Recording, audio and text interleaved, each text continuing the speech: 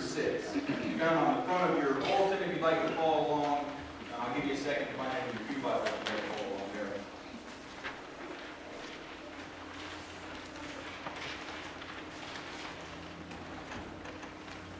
Let us be attentive to a word from the psalmist. In you, O Lord, I take refuge. Let me never be put to shame. In your righteousness, deliver me and rescue me. Incline your ear to me and save me.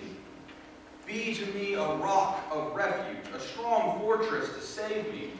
For you are my rock and my fortress. Rescue me, O my God, from the hand of the wicked, from the grasp of the unjust and cruel. For you, O Lord, are my hope, my trust. O Lord, from my youth, upon you I have learned from my birth. It was you who took me from my mother's womb. My praise is continually of you. This is the word of our Lord. Thanks be to God.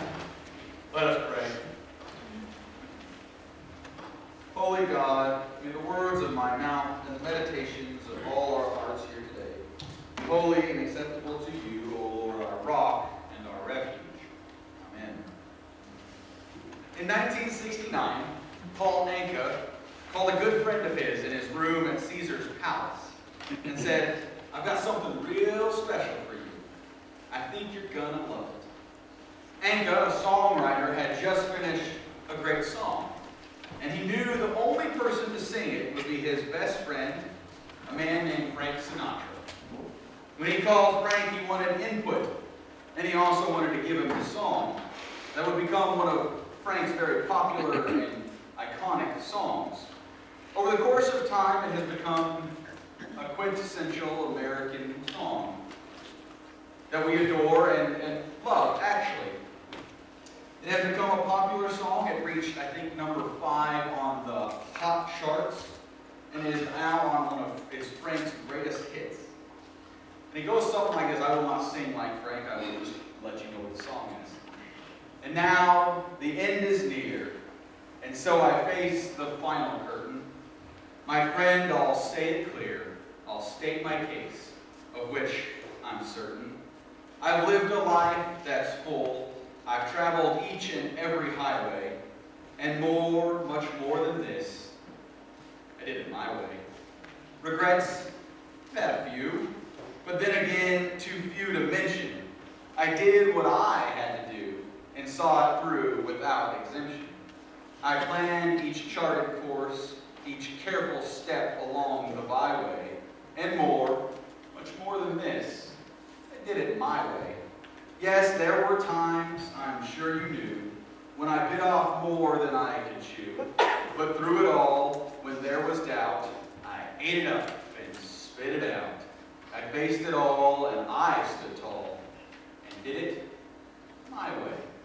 I've loved, I've laughed and cried, I've had my fill, my share of losing. And now, as tears subside, I find it all so amusing. To think I did all that, and may I say, not in a shy way, did it my way. For what is man, what has he got, if not himself?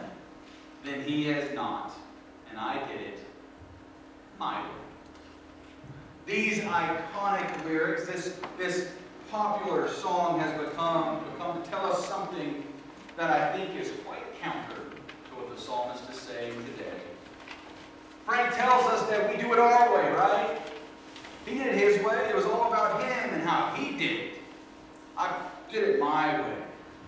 We sing it you see it sung on New Year's Eve, right? You see here, New York, New York, and I did it my way when the ball drops. Because we do it our way, right? It's all about us, about me, how I do it. Just me here in this corner of my little world, doing it how I want to do it, how I'm going to do it. My way. It's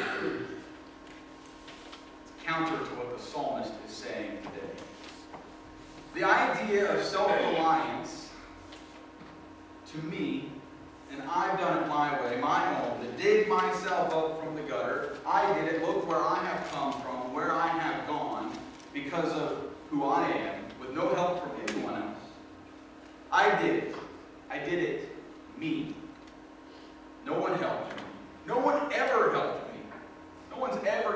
a hand up.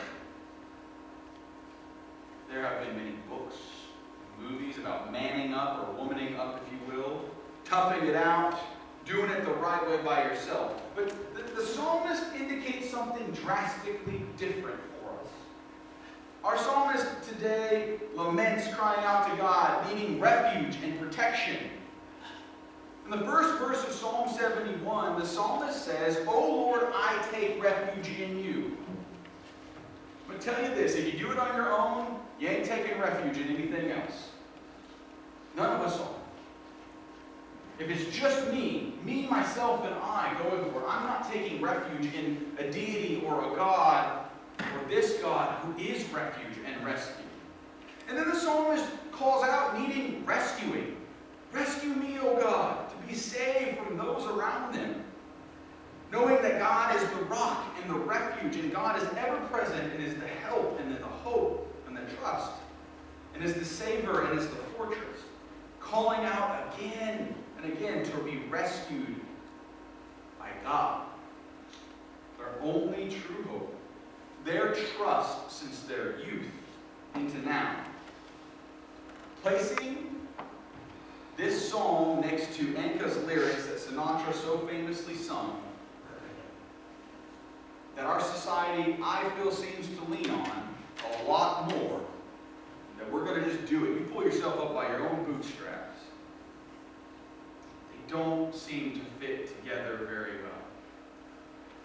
Because here's the truth I see. All over the pages of our scripture, we were being told over and over again to put our reliance of self aside and doing it solo into being bold enough, humble enough to recognize that we have to rely on God and one another.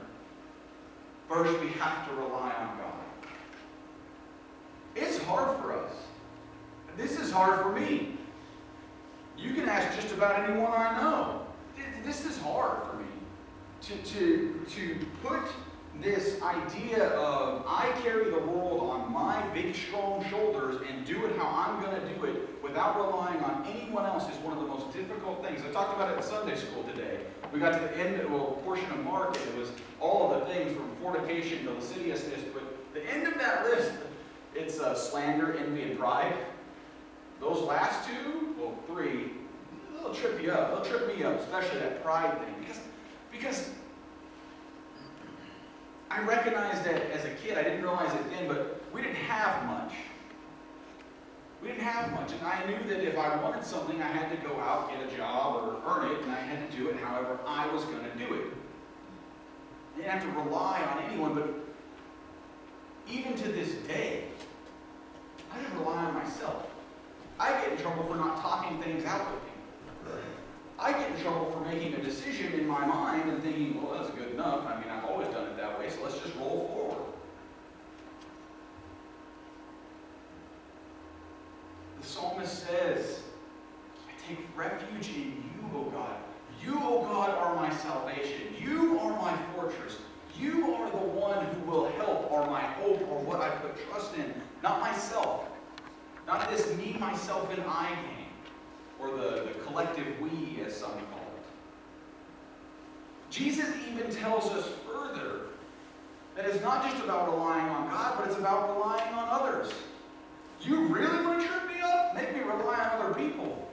We've talked about this numerous times. I'm an 8 on the Enneagram, which is the big, strong one who just desires power and strength. I don't need you. I'm going to go ahead. Which is hilarious because I'm Presbyterian and I like committees.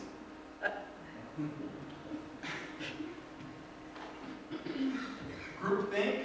I mean, it's a traffic for me that I just want to move powerfully forward and just go. I want to rely on everybody else. I'm not going to pull you along, dragging you through the snow. Let's go. Like Linus in a blanket. It's a traffic. It's a failing. It's a problem. It is not who we are called to be. As faithful followers of Jesus Christ, we are called to rely on God first and foremost, and we also rely on one another. It's the recognition the psalmist makes. Jesus tells his disciples, when they go out, right? He says, you're going to go out 2 by 2. and you're going to heal people, and you're going to cast out demons, and you're going to do good work, and you're going to take this with you, a stick, no coin purse, no extra food. You're not even going to take your second coat. You are simply taking your one coat. And then you're going to go to people's houses while you're doing this good work in the name of Christ. And you're going to go into their house and you're going to hang out with them and they're going to welcome you. And if they don't welcome you, then like I talked to you last week, you kick the dust off your feet and move on. That sounds awful. Thinking I have to go from house to house relying on someone else's hospitality, putting them out. I don't want to put anybody out. I don't want to do that. That's just terrible. But then you have the Apostle Paul, where his entire ministry, the one we celebrate by numerous letters in our Holy Scripture, goes from place to place to place. He doesn't even have a house. He might, I don't know, but he relies on everybody else's generosity. That is humbling. It is powerful to recognize that we can rely on one another. Like I said, this is a trapping for me. I fall into, I used to think it was all me. It's all me. I was the one doing it. I was holding the wool up on my back. It was my strength. It was my brains. It was my talent. I used to scoff at those athletes. I'll be honest, this was a while ago. I used to scoff at those athletes who like, first I want to thank my Lord and Savior Jesus Christ. Like, why? You put yourself out of whatever place, on whatever talents you had, you put in the work and the dedication. And now as I've become much older, where did you get those talents, those gifts? I have to recognize that I've been given those to be used for a reason. And I'll slip into it. See, it's our ego. We've got this little ego monster inside of us that likes to do two things. One, tell us that you're not good enough. He likes to do that. He or she, just a nasty little thing that lives inside of us and says, you're not good enough. You can't do that. No, you're not smart enough. You're not strong enough. You're not big enough. Just wants to naysay everything that you're trying to do. But the other thing it does, it likes to swell you up with pride. It makes you, I can do whatever I want. I don't need anybody. I'm the best. I'm fine. I don't need anything. I don't need a God. I don't need anybody. And then it does that other thing where it says the whole world revolves around solely me. But when we recognize what the psalmist is saying, God is refuge. I said it earlier. One who is fine on their own, we can use knight imagery. You got a super awesome knight who's perfectly fine. He's not going to go to a fortress to take refuge. But we all need refuge.